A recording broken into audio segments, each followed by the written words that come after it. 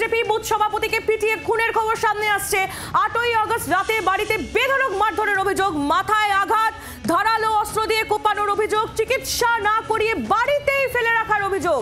9ই August মৃত্যু হয় BJP নেতা রাজীব বিশ্বাসের।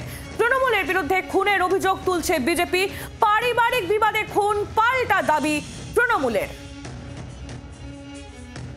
যে খবরের দিকে আমরা নজর রেখেছি, বারুইপুরে বিজেপি বুথ সভাপতিকে পিটিয়ে খুনের অভিযোগ।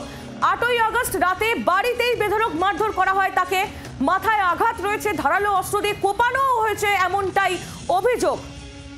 তথাগত চক্রবর্তী আমাদের প্রতিনিধি রয়েছেন আমাদের সঙ্গে টেলিফোনে। তথাগত, তৃণমূলের বিরুদ্ধে অভিযোগ করা হচ্ছে, খুনের অভিযোগ করা হচ্ছে বিজেপির তরফ থেকে, কি জানা যাচ্ছে এখনো পর্যন্ত এই ঘটনা নিয়ে?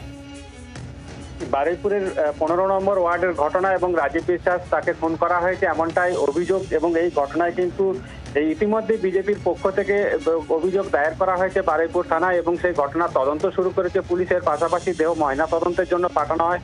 ময়না তদন্তে প্রাথমিক রিপোর্টের উপর ঘটনার যে তদন্ত তা নির্ভর করবে এমনটাই কিন্তু পুলিশের উপর পুলিশ সূত্রে জানা গিয়েছে। যদিও এই ঘটনাকে কেন্দ্র করে রাজনৈতিক চাপানোতর শুরু হয়েছে বিজেপির পক্ষ থেকে, যেটা জানানো হয়েছে যে তার বাবা এবং তার ভাই তারা তৃণমূল করে এবং তারাই কিন্তু পরিকল্পিতভাবে এই খুন করিয়েছেন। যদিও ওই ওয়ার্ডের যিনি কাউন্সিলর তিনি যেটা জানিয়েছেন, তৃণমূল নেত্রী তার যেটা বক্তব্য, এর মধ্যে পারিবারিক দ্বন্দ্ব রয়েছে, রাজনৈতিক কোনো বিষয় নেই। যদিও ঘটনার তদন্ত শুরু করেছে পুলিশ এবং ময়না তদন্তের প্রাথমিক রিপোর্টের পদক্ষেপের যে পরবর্তী রিপোর্ট সে পেলে তার পরবর্তী পদক্ষেপ নেওয়া হবে এমনটাই কিন্তু বারুইপুর থানার পুলিশ সূত্রে জানা গিয়েছে।